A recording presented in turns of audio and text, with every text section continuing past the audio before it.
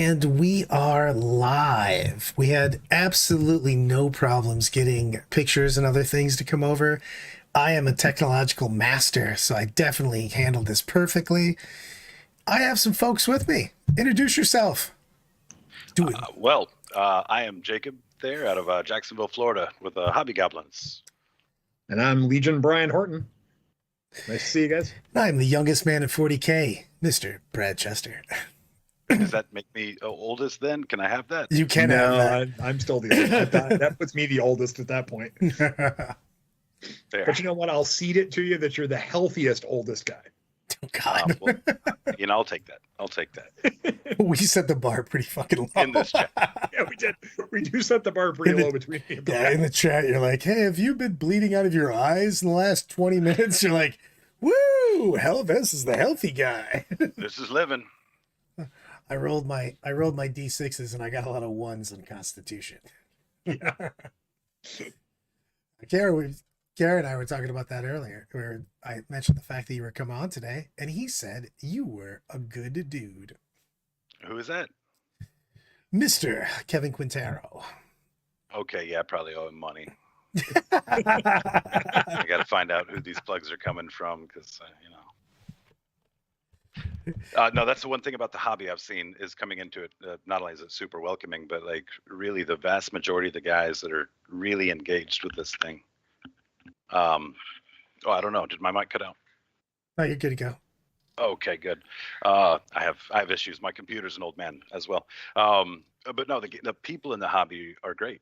You know, they're very welcoming. It is a community. The people that are trying to get much better are kind of looked at in the same vein as those that win a lot of tournaments. So I don't remember everybody by name. That is where the old guy sets in. But Kevin, I'm sure you're a good guy too. Like it. When did you start? Give us the background. Give us the bio. Okay, so kind of the short story. Played some garage games, 5th edition, closets full of gray army men, just tactical games with friends, and no good FAQs to help moderate the rule lawyering. I put it down and picked it back up for Indomitus. Had some other friends getting into it. We made it kind of a trip together, and at that point, the rule was, hey man, we're creatives around here. We already build little terrain pieces for D&D and engage in those sorts of activities. So no armies played until they're painted, So we began a 60-day journey of a Necron, a Blood Angel, myself on orcs, and a couple of locals that we met along the way. And there you have it. Now 2 years later, we're spending just tons on gas money just to drive big old chunks of foam around the country to show it off. Love it, dude. I want to point out this tank because usually I'm not gonna lie, I'm not a vehicle guy typically, and this tank is so badass. Yeah, it is. Thanks. That's us hobby folks. We know that sometimes it's just simple tricks. It's not even a well-established talent. It's just having the right size sponge and metallics, having a little tape for masking. I appreciate the compliments, but that is super attainable by anybody around. So tell me what went into this one, because like I got yelled at before because as not being a painter, just appreciating the modeling aspect, I literally think that certain things are going to be super easy, and then I get yelled at. Like we're getting ready for Adepticon team tournament, and Pajama Pants is kind of divvying out who's painting what for the team. Right. And I'm like, oh, you just have this, this, and this. Or like, I thought it'd be super easy because we had switched armies a little bit. I'm like, oh, so-and-so only has to paint X amount of tanks. And he's like, Brad, those take forever, man. Like, it's no big deal. He would rather paint individual guys. And I'm like, look, man, it's one model's one model, right? Isn't that how it works? Well, I mean, you have people. I'll point out like Sensei Swag in Texas. That dude is a monster with vehicles. He does beautiful work. He does it hyper efficiently, and in doing so, you approach him and say, "Hey, I need this vehicle painted." That's probably an easy task to take on. I'm in that family too. I've got techniques that I can knock something out like that out fairly quickly, but we're also always trying to push ourselves, right? So speed was good when we needed to get that initial army on the table. After that, it becomes like everything we put out needs to kind of demonstrate our progress. Take a look at this compared to the thing from 2 years ago and just see the journey. Sensei swag. Also, the man that drinks the most whiskey in the AM at tournaments and still for functions all week. Yeah. That's a younger man's game. He's like, you want to do some shots? It's like 7 o'clock. I go, I drink, but I don't drink that. Well, I'm not even, I mean, I had some drinks back in the day, but I was fortunate enough to where I had a couple of jobs and a couple of nightclubs and various things and cleaned up the bathrooms. And that scared me away from the bar scene for long enough to not really establish a hard taste for alcohol. I feel you on that. That's fair. So, how long does we didn't say how did this tank become a tank? Tell me, tell the uninitiated how much this went, because I'm going to tell you my modeling history. I've painted one model. I did it with Sean Naden and his wife, and we basically all painted the same model, and he walked me through step by step. And it took me 3.5 hours to paint a Marine that looked like a child painted it. And I threw in the towel and basically tapped out because I was like, I clearly am not the right guy for this. Okay, so this the preface on it, like we talked about, everybody had to have a painted army. At that point, it was 1,500 points. When we came back around, I was like, I want to play 2,000 points. I want to get into orcs. It's going to be a lot. I've got all these Indomitus Necron or Marines. I assembled and built a White Scars army to really dig in on the mechanics of the game, and had a friend of mine say, hey, dude, like there's a tournament coming up like 30 days out. So I made the push. I said this was about a 32-day army. I made the push to get it all assembled, all painted, all at once. So it was just a huge batch, right? I can't tell you how much time that took because all the white was done at the same time. All the chipping was done at the same time. It was just a batch of 50 models on the table. But I can tell you that the chunk of it was done in 32 days. I'm also putting out this dragon because he was awesome. So that allows me to shine on the other artist in the studio. This was a collaboration between me and him. A friend of mine decided, seeing what we were doing, that he was going to get into miniature paints. He bought this dragon, from whatever retailer, and bought a little starter set of, well, not the starter, the big starter set of the Army Painter paints. He brought him over to the house after he decided miniature painting was not for him and just donated it. And I was like, well, we could paint this dragon up for you, have something to put on your shelf in exchange for these paints. Turns out I'm not a fan of Army Painter. I'll leave it at that. But he did the dragon itself. I did the basing of it. So if you look, there's a little resin pour and some orc skulls scattered about and a no fishing sign tucked away, which is my favorite moment.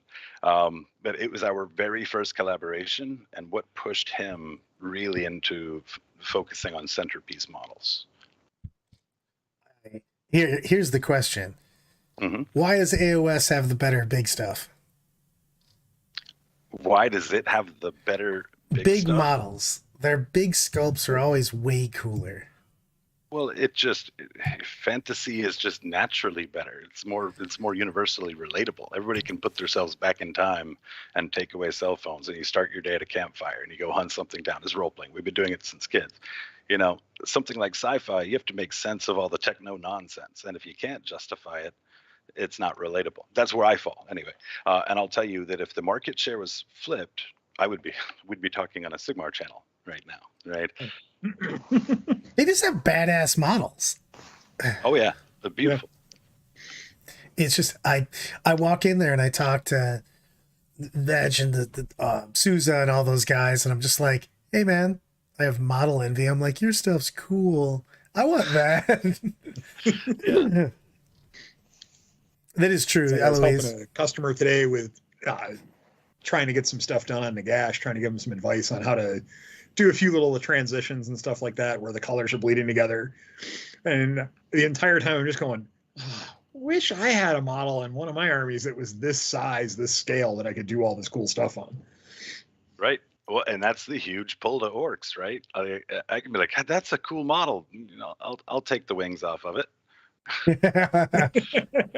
That is true, especially with all the looted anythings. You can go, yeah, I'm going to use that. Why?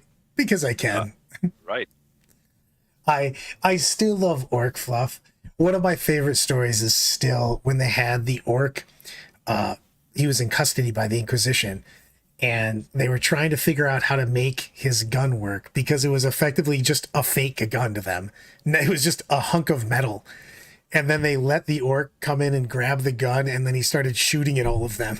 And they're like, this isn't even a real gun, man. He just believed it would shoot, so it did. And they're just like, I'm not a big lore guy. Didn't they retcon that?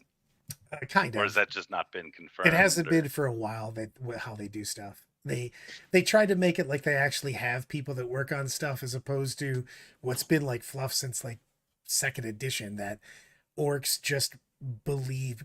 Orcs are basically the ultimate psyker race. They're better than the other. An old piece of, I want to say it was second edition fluff, where they shot down a orc spacecraft and it crashed and burned on the planet, destroying all their technology. A few years later, the Imperium came back to kind of clean up and see what the world was like, and they were getting shot by giant wooden bullets flying through space. The orcs legitimately just tore down trees, sticks, and everything else, and went, "Those are guns," and they fired bullets. Yeah. I mean, that take get a little carried away with it. Yeah, It was hilariously fun though. I mean, it was that if Gork and Mork believed it could shoot, it was just, it fit their genre for the time. Since then, they've advanced it a lot. But. Corey's got a good one on that. He's like, the new Avatar and the Void Dragon are the only newer big 40K exclusive non-vehicle models that he thinks are cool. Jay, what do you think's the coolest current 40K? Give me like your top 3 badass models in 40K. In 40K, I mean, so demons are like the closest thing to fantasy in 40K. Right, in many ways, a lot of the demons are going to be probably the closest thing for me in that relatability.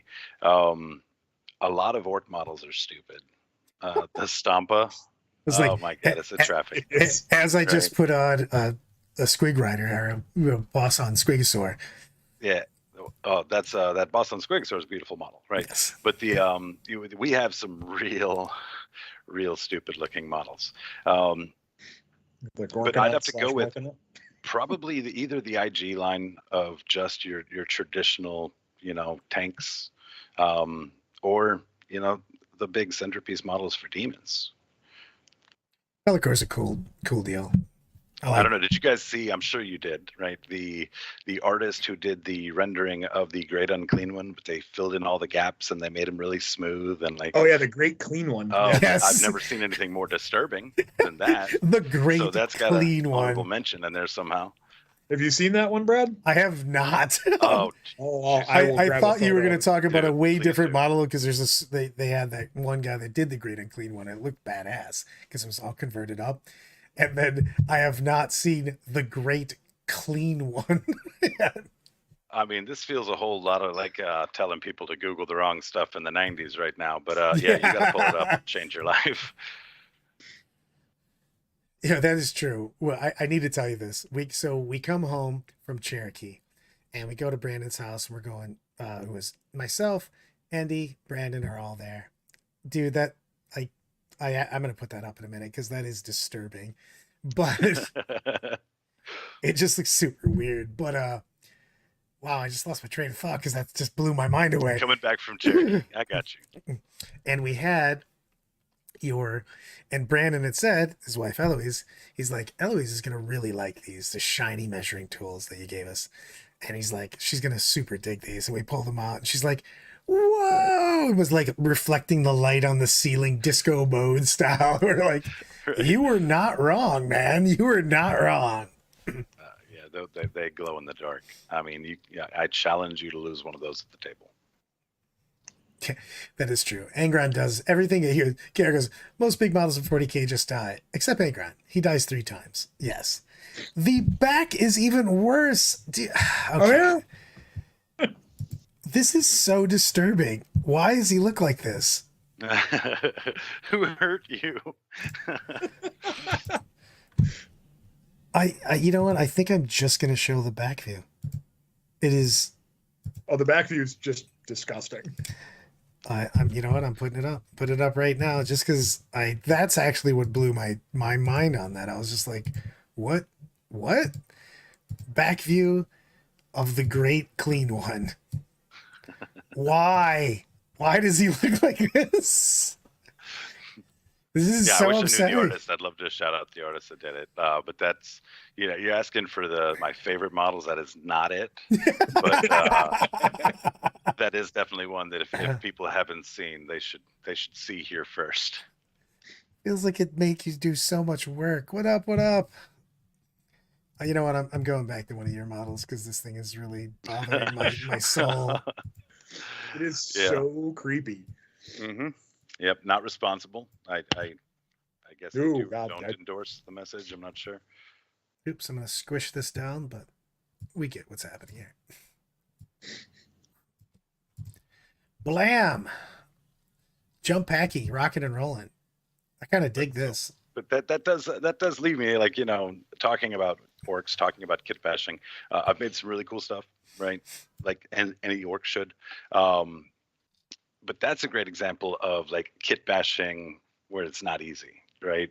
Where you take something that's fully established and you can't just glue armor plates to it, right? You have to engage like vision and sculpting skills and all that. So that's one of the big things about the hobby that really pulls me in.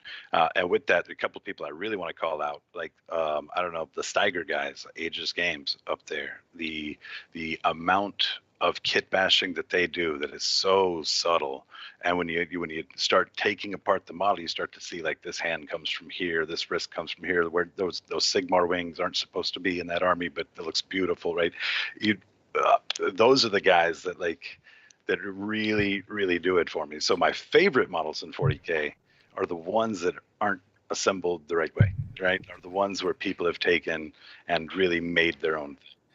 I'm a huge fan of that because the big thing for me is I don't see colors for shit. Fair. So like someone that has like a super well painted army, a lot of times I just don't get the full mojo of it because I can't see basically past, I guess, navy bluish, and I have a problem with blue greens.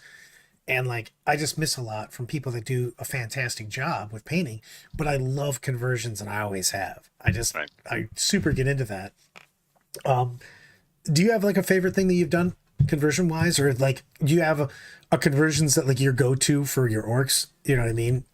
I mean, I'm still on a high for this battle board I'm toting around. That battle board was just a ton of scratch build and kit bash, and the first time I attempted big scale anything, the sculpting, the freehand, like it's fairly good, right? But it definitely shows it's a first in many ways. But that's the thing that is my pride and joy, and that's where I find most of my passion is, right?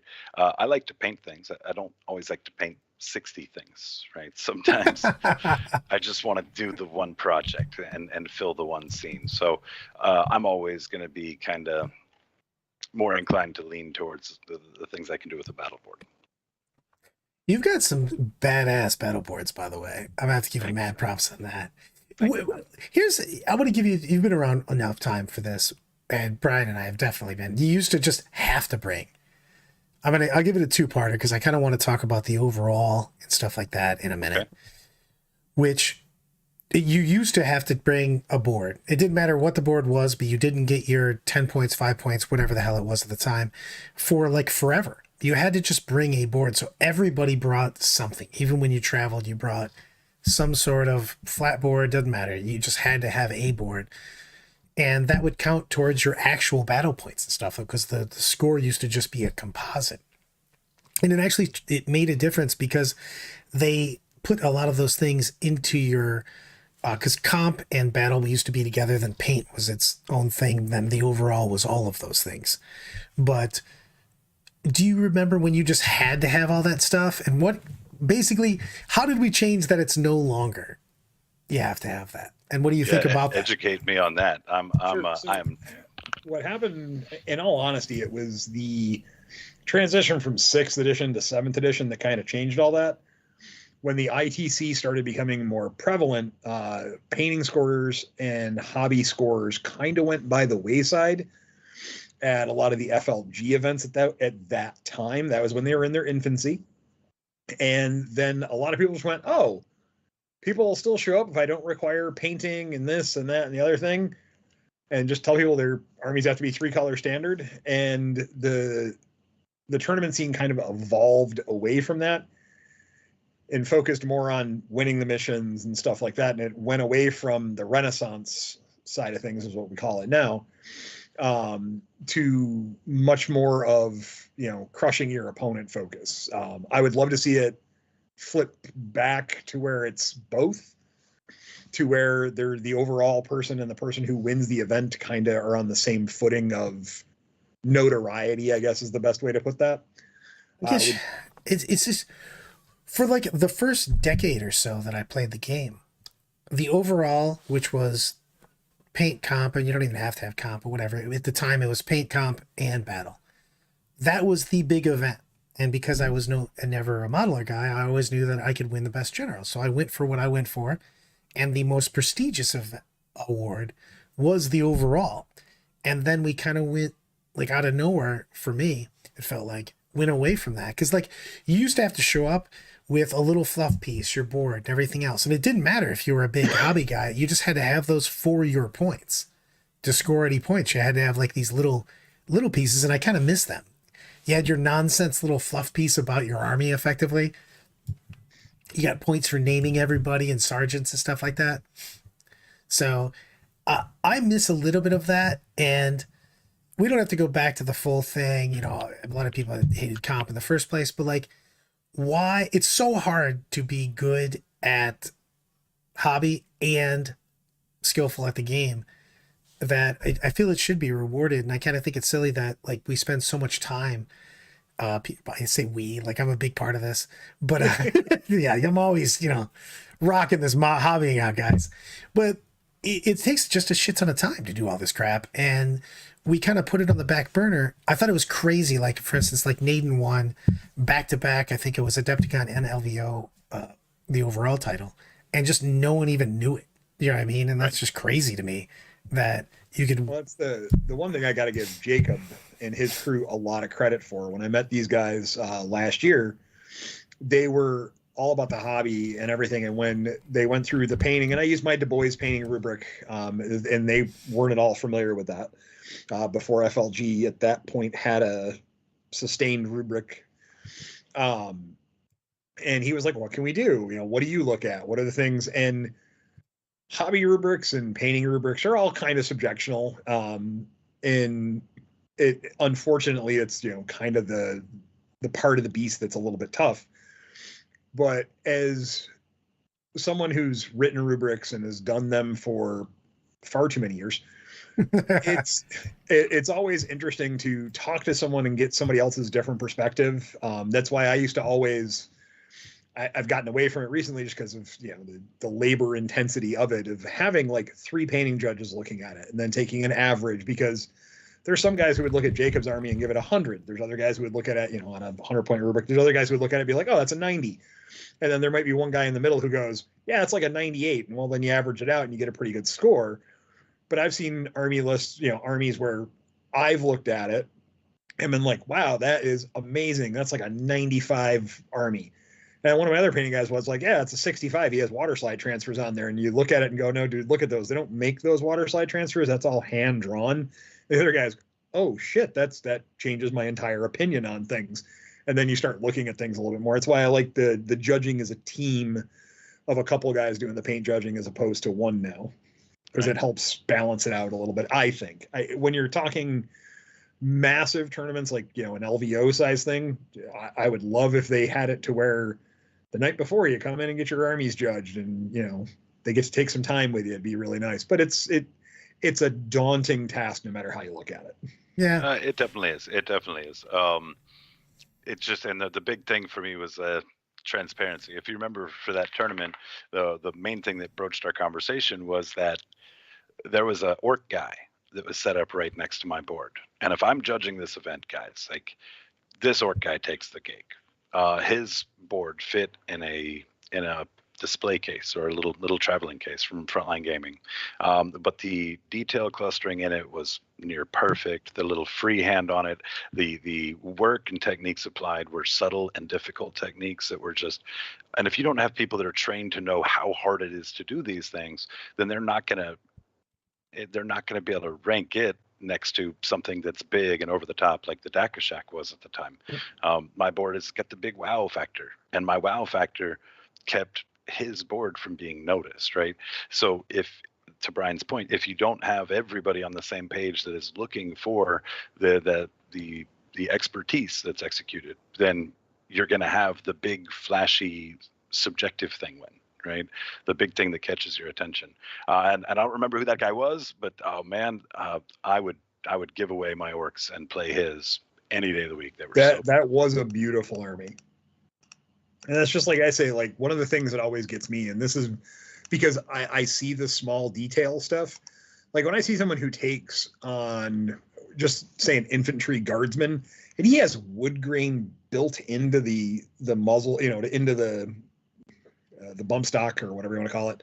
Sure. I'm not a gun guy, clearly. When he has that wood graining in there, I was like, I couldn't even figure out what you were actually saying at first. I'm like, wait a second. I know. I again, not a gun guy. I admit to my bad of things. The part that doesn't go boom boom. The part that doesn't go boom boom. You are correct.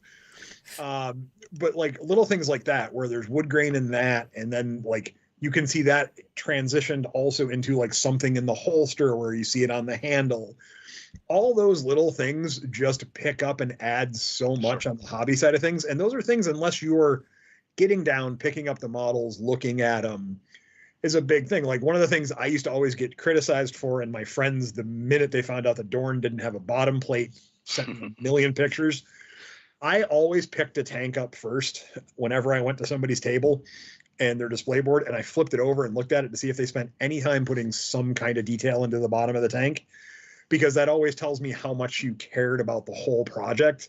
Because if it was just like, yep, it's primer, or if it's it's gray. Well, there was a guy at the Boys that was the first time I saw that he painted the full inside of every tank, and I was like, no one's even gonna see this, man. He's like, don't care. He had like rhinos and shit like that, and he painted like the entire inside, and most of the time the door's closed. You know what I mean? On the back end there. And, hey guys, look at this. Check it. Look in here. So if you're running the Hobby Goblin, Jake, if you're running the Hobby Goblin GT and you had full everything, how would you run? How would you score things optimally if you had just like full go, whatever you'd like? Like how would I build the rubric? How would I like create the whole event? Yeah, like an overall score. Would you just, would you do it like we're doing right now? Like anything, literally. It's your tournament. You could run it as much as you want. And weirdly, the internet's super nice to every one of your ideas. They're not negative at all. It's like, what is the internet? What is this? I've never heard of such a beautiful thing. No, I don't know how much I would change, to be honest with you. I spent a good chunk of last year trying to get a rubric that everybody could kind of turn to and everybody could kind of have a good general idea for the public to utilize. And I saw a bunch of different rubrics out there, and all of them had their values in one spot or another. So rather than create a new one, I'd probably just find one of the ones that I connected with the best, and then just make sure that the event that the people to chat with, that they understand their scoring, why they're scoring. I'd love to see people able to present their piece. You talked about the fluff. I do believe it was Atlantic City. Matter of fact, last year, I was able to present my army for the first time. I was able to draw out the different things, the story the board is telling, and share that aspect. I would love to see that be a part of it. In terms of overall and paint, where they score, I agree with you. The prestige on overall should have equal the prestige of the competitive play. It's a very competitive market, though. As far as paint goes, I think that paint is handled fairly well. I mean, I don't think that a bunch of painters look for a bunch of prize support. I think that the prize and most of them is being able to share their army, because if you don't finish, or whether you win the thing or not, there's always going to be somebody that's where you were before that sees your thing, and it's like, I just want to get to that point. So I think it's less about the awards. I think that it's more about how the hobby is handled, that it's handled with transparency, and that the people that do compete and spend that time do feel like they've been seen. Something incredibly hard to do when you've got hundreds of people at an event. Yeah, we've talked about this before, the fact that I'll give Brian some props on it, and that you give so many things away to the middle. and this isn't just a hobby thing, it's just keeping people engaged thing. I think we Right. spend way too much time giving the the 1-2s a ton of shit and not enough just giving everyone that took place in your tournament stuff. You know what I mean? Sure. Sure. So We talked about that. Like, and I get to go to Mayhem as a GT in North Carolina. My guy Dean Pritchard put me on it last year, and I'm going to go up and see him every year because of it. He, the amount of giveaways that are donated or part of the prize support that they put together from the ticket sales, I think just about everybody left with something in their hands. I love that, man. It's just you want everybody to feel like they took part. I mean, the, there's so many people that have such a great time, and you want to acknowledge the fact that they're the people that are funding this whole tournament in the first place. You know what I mean? Just get people. It also makes the award ceremony like way more active because it like everybody leaves a lot of times. They've got a flight, they've got a car, they go whatever. If they know that there's no chance of anybody getting anything, I love that we're giving so many prizes to the middle. You know what I mean? And then you have more people excited about those awards coming out. Everyone used to joke because a club in Buffalo, New York, called Beef and Wing, they don't do so much anymore, but they had this prize that any tournament that one of their members went to, they brought the prize support for this every time. I do the same thing all the time now myself, where I bring an average Joe prize. It's the guy who comes in dead in the middle, including battle points overall. It's the overall middle of the road guy Okay. he's the average Joe. He's the one who comes, had a good time, put effort into hobby, probably went 3-2, 2-3 at the event, but like put his effort into the hobby as well, and they get the average Joe prize. And I normally make sure that in the spirit of things, that's like a $300, retail or more value of prize, because I like giving that out. Because look, not all of us go to tournaments with the same expectations. We don't all go there trying to win. We don't all go there trying to be the best painted overall. A lot of us just go to have fun, hang out with friends. Right. And if I go 500 on a weekend, that's a glorious weekend sometimes, depending on what I'm going for. And I like just being able to give a prize to that middle of the guy who stuck around, played his games, had a good time, enjoyed life. And hey, guess what? I was perfectly statistically average. I got something for it. That's great. So it's one of my favorite things to do.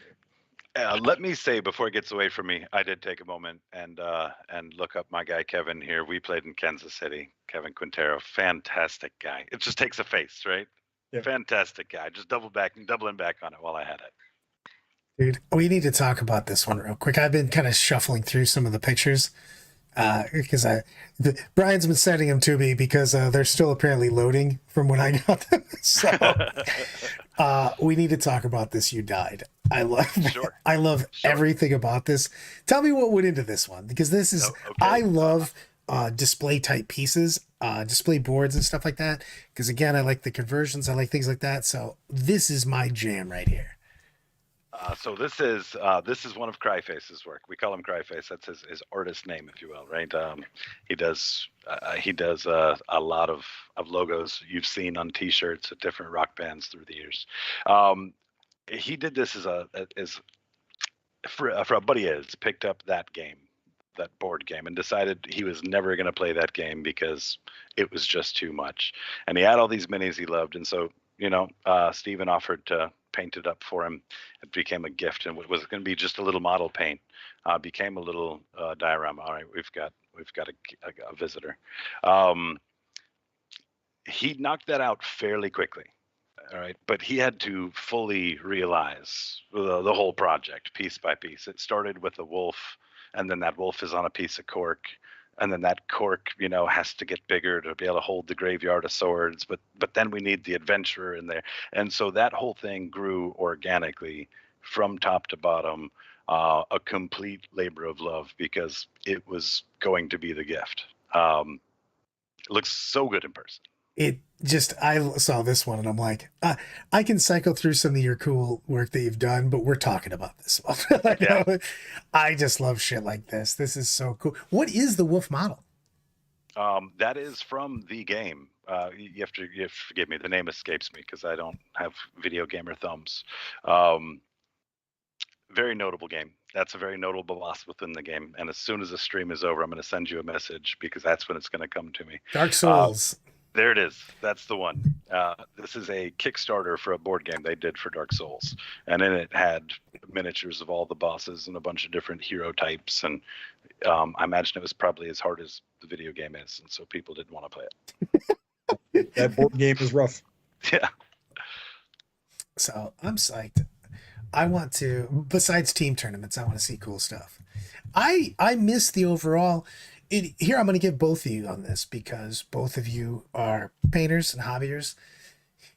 What can we do to make, because I hate the fact that it's hobby track, by the way, the fact that people don't put it in, but also that it's just called hobby track. It's not an overall kind of thing. Call it anything else. It feels like such a, you put together like a race car or something. You're like, ooh, look at me. What can we do to make that like better, more, anything? Just well, if you walk the aisle at Golden Demon and you're like, oh, man, these guys are good at this, at their hobby, right? There's going to be a lot of offended artists in that situation. So being able to put language on it that does directly like lift up and kind of put a good name on what people are doing instead of something diminutive or diminishing would be better. But at the same time, I'll take what I can get. I'm just happy to be here sometimes. Yeah, I mean, so Renaissance Man's always been one of the ones that I thought was the most non-obnoxious of them, but that also included battle points. I always wanted to see hobby masters because it's definitively a hobby, and you could always have that broken down into two distinct things: overall hobby, including conversions, display boards, and everything else. Miniature painter would be, miniature painters, or however you wanted to phrase that a little bit, would be another like break into the hobby, because you could break it into two categories. Because I love when I get and I've Jacob and I have talked about this quite a few times. I love when the display board and everything else together tells a story. But sometimes it's very difficult, especially for someone who's like flying from London to the US, to bring a full-size overblown display board. But their models are absolutely gorgeous. I would love that there would be a rubric to cover both, so there was something for both of those people at that top level.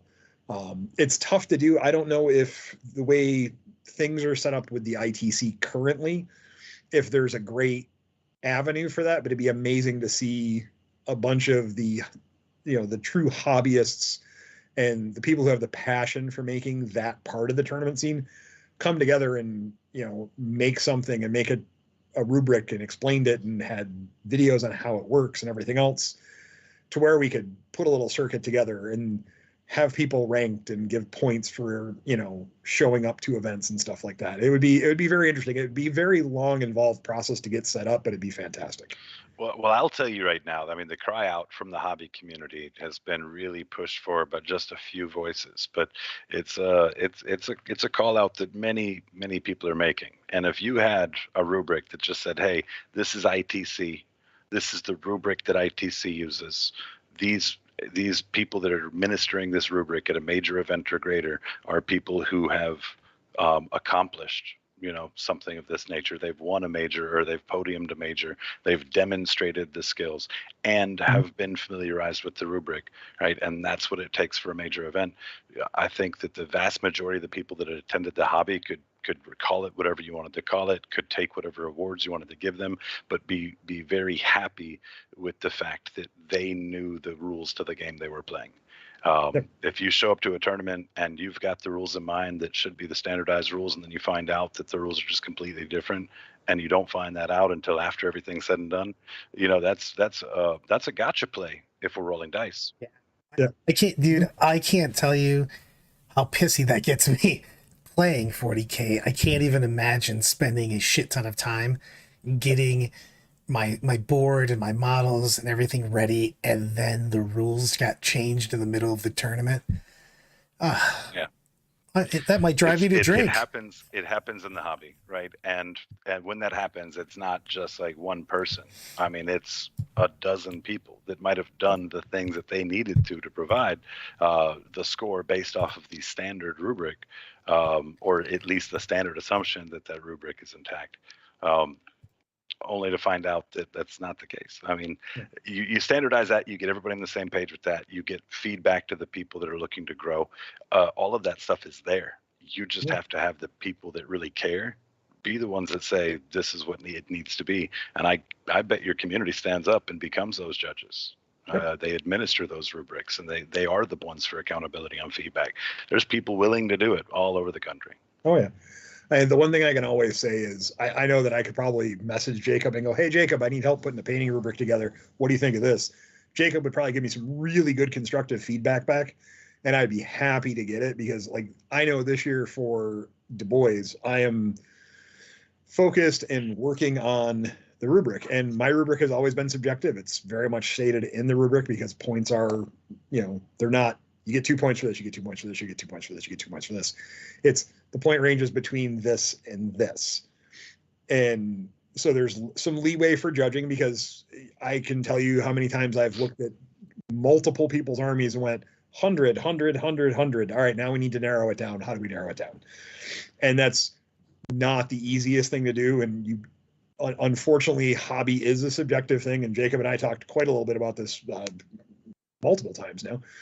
And it's tough, but you need a rubric that's fair. And the one thing this has gotten pointed out to me by a lot of players over the last 2 years who have been like, man, yeah, I would love to do, he goes, they would show me a picture of a display board that they have back at their place in California when they're in Atlantic City or in, New York somewhere. And they were like, yeah, this is my display board, but it's impossible to fly this across the country. And not everybody has the luxury that Jacob and his team did, where they drove everything out to Vegas, and that was luxury awesome. is a strong word to put on that one there, buddy. I was going to say, how about the cross gumption country from I'll go with gumption. Florida to Vegas. But, To bring all that shit, Florida to Vegas. Real quick, guys, before we continue on, I need to talk about these Defcopters, because it's one of my favorite orc models, and it has some of the best rules, and these are badass. With the blades, of course, are magnetized, so I can put an airbrush on them and they'll just spin. Yes. Yeah, those are the first orc models that I have in my collection, right there. I picked those up 5th edition. I talked about the Assault on Black Reach Pox came out, and it was my buddy who had orcs, those amongst them, and I played his orcs, and I liked his orcs better than every other armor we had in the garage, but they weren't mine, right? That's directly what led me to orcs when I came back for 9th edition. It was orc envy, I'll admit it. And those I had from all those years ago in a box for the orcs. So that is my favorite unit as well. It's one of my favorite models. It's got a bunch of nostalgia on it for the line. Just they need core, man. They need core so bad.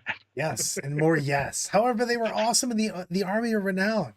Yeah, that was a lot of fun. That was a lot of fun. When you did a bunch of stuff, you went, all right, here's the deal. I'm going to shoot you. I'm going to charge. I'm going to do mortals. I'm going to fight you, and I'm going to leave. And you're like, I think he's making all that shit up. it was real. It was one of those that it goes fast, right? You either lose fast or you end fast, right? But you're probably not playing to turn 3. No. I mean, that turn 3 doesn't exist in that world. Right? Also, orc shooting is go big or go home. You're just like, I have a bunch of the dice gods. Yeah, a bunch of 3 damage missiles shooting at you that may not hit anybody. And just don't fail your safe. Just don't fail your safe. You'll be fine. All of the goodness, all of the time. No, you let me advance and charge with those guys on a WOG. They're in every list I run. I'm going to have to, you know what? I'm going to pull it out of hobby and I'm going to put it into competitive for just a second, because orcs are one of the things that I'm always terrified to play, because is there another army in the game where first turn can mean just the doom of your army, depending also on the mission? Dude, you play board quarters against orcs and all of a sudden you're like, cool. I'm probably going to table your army, but I might never leave my deployment zone, and that's probably not great for scoring points. Right. I might miss the first 3 turns of primary against the Death Skull list, but hey, I'll have models on the table. Yeah, it looks like I'm awesome at the end. Be like, look, I wrecked this guy. You're like, what was the score? I don't like to talk about that. A savvy orc player, right, that's playing a big brain orc list, I think has got a lot of room in this meta to be something. Yes. We saw, people talk about Naden being an orc player. Nathan's not an orc player. He's just a phenomenal player. I mean, put something in front of him and he's that player, right? If I tried to play Nathan's list, I'm a fairly good orc player. I try and play Nathan's list from, it was Kansas City, I think it was, or even LVO.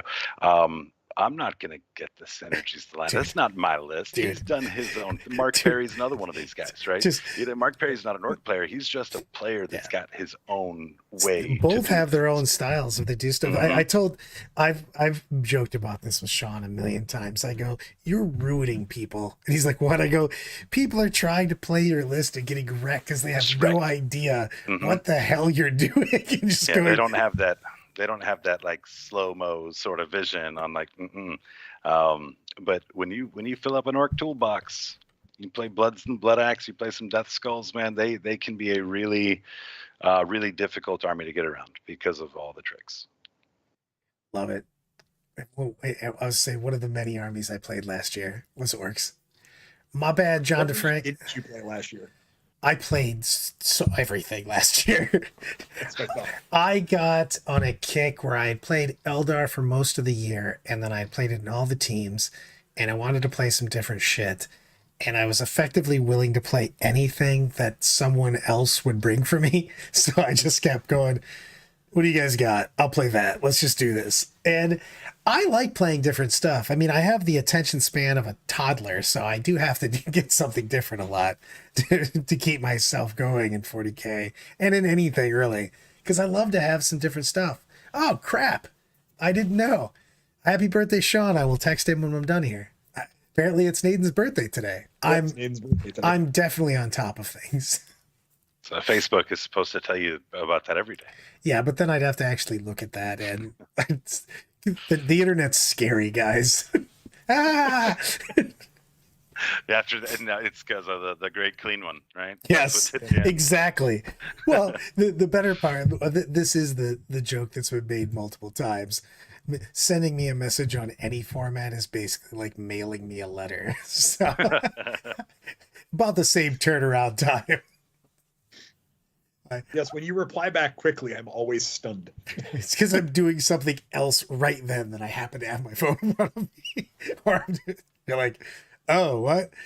I lose my phone quite frequently and don't know that I have. So, it is what it is. Dude, you've got so much good stuff. I don't even know. You know what? I got to put the display board up. That's what I got to do. Pajamas in the hizzy. Talking about people that make display board. Ooh, I want to give this. This might be my favorite video of the year so far. We're only a little bit into 2023. Mrs. Pajama Pants, he videos her, and she's just like, "Can you take the shit out of the garage so I can park my car in the garage?" And Alan's like, "Ah, blah blah. You know, I got to get stuff ready for Adepticon," and she's just like so sad, and she just goes, "Look. You don't start working on anything until 18 hours before the tournament. Let me park in the garage." The best part is not a day, not anything. Specifically 18 hours before the tournament. Yeah, I've been there. Oh, Jesus. It was fantastic on that. I didn't think we were going to have a display board last year. I just thought we just could win. I went over to Alan's house, and he had some foam basically and some ideas. And I was like, yo, man, we're building an 8-foot tall throne. That's like what you said. And you've currently got foam, not like even formed out, just like he had some foam. And I'm like, well, I guess we just don't have a display board. That's going to suck a little bit, but maybe we can make other things happen, I guess. God damn it. And then lo and behold, 18 hours later. 18 hours later. It's all you need, man. Apparently it's 18 hours. Oh my God, I can't put that up again. I'm actually looking for where I just put the display board. I probably should have saved these as far as not just straight numbers. So that would have been more helpful. But, you know, sometimes. It's hard mode. It's life on hard mode, man. That's how I roll. How we God damn it. Clearly jumped over it. You know what? We're just playing this one. I'll find it in a minute. Oh, back to it. There he is. Hey there, beautiful. I love everything about this too. The throne, yeah. The custodes board, yes. I mean, dude, that was the throne. The throne of the emperor. Yes, if you wait until the last minute, it only takes minutes. I can't believe that we had a display board last year. Alan just didn't sleep for like 18 hours. Just 2 days. I was just like, we're not, put it this way. We were so behind at one point in time, they had me painting on bases. And then Alan finally comes over and just goes, please stop helping. You're actually fucking it up so much that you're slowing us down. Like, just don't touch anything. I'm almost positive I got sent on multiple runs to pick shit up that didn't exist. I was like on Snarf Quest. I was just like, they're like, go to Hobby Lobby and pick up a green brown midget thingy boppy thing. And I'm like, sure. And they're like, yeah, just get out of the way. And I'm like, I'm helping. Yeah, I was looking for a plumbus. Yes.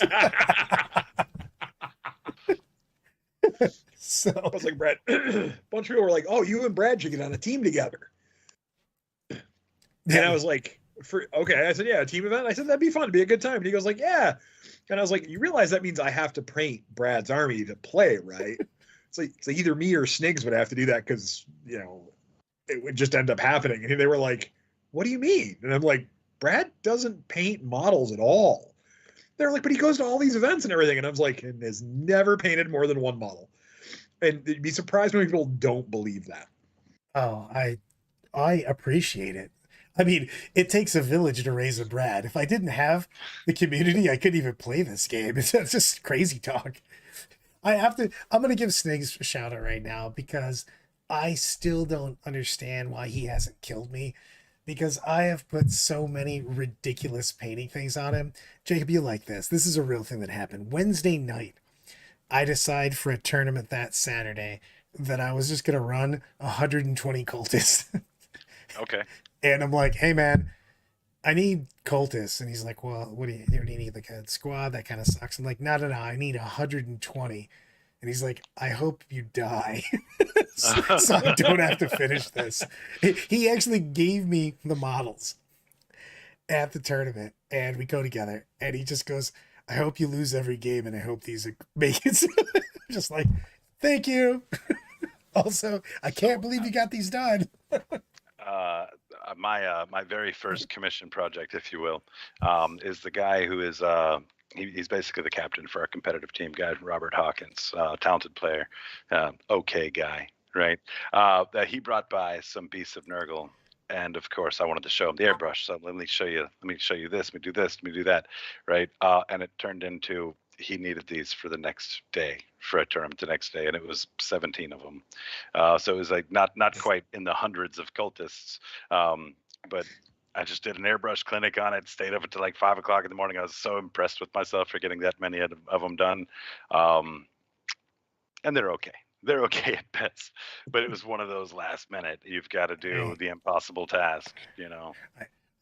I always say my favorite paint scheme is legal. That's a good one. Dude, that's fair. You could get, this is how much random crap I've borrowed over the time. This is a ways back because I'm an old man. Dave, they used to do all the terrain and stuff for Adepticon. Was talking to me. He's like, hey man, you're always in the top 16 here. Is there any chance you can bring an army that doesn't look like someone shit on it? And I'm like, hurtful talk, but also I get it. Oh God. Nice, Anna. He goes, you need to actually build your Brad Wolves collection. I will donate 3 boxes of suppressors for you to start it. God damn it. Oh, Jesus. Ah! I was so fucking annoyed at those suppressors halfway through the tournament, and the fact that Sam made me play. You know, I was joking all tournament that, you know, nerf Space Wolves, right? It would be pretty hilarious if the suppressors are the only thing that got nerfed. They're like, these are too strong.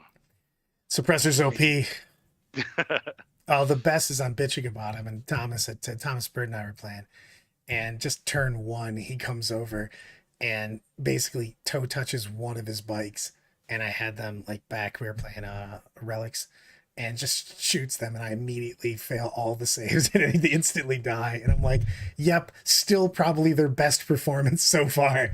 It's just, she's just like, "Did you fail everything?" I'm like, "Yeah, fuck them." Just like I hate these guys. I'm gonna snap their guns off. You know, they don't deserve them. Ah, they were awful. Speaking, all right, well, you know, we're talking hobby, we're talking gaming, we're talking everything.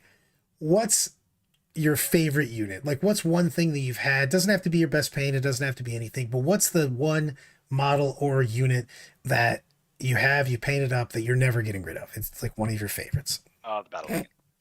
Definitely the battle wagon. The battle wagon consists of far too many kits to name, but it's got a couple of night chassis in it. It's built on a Land Raider.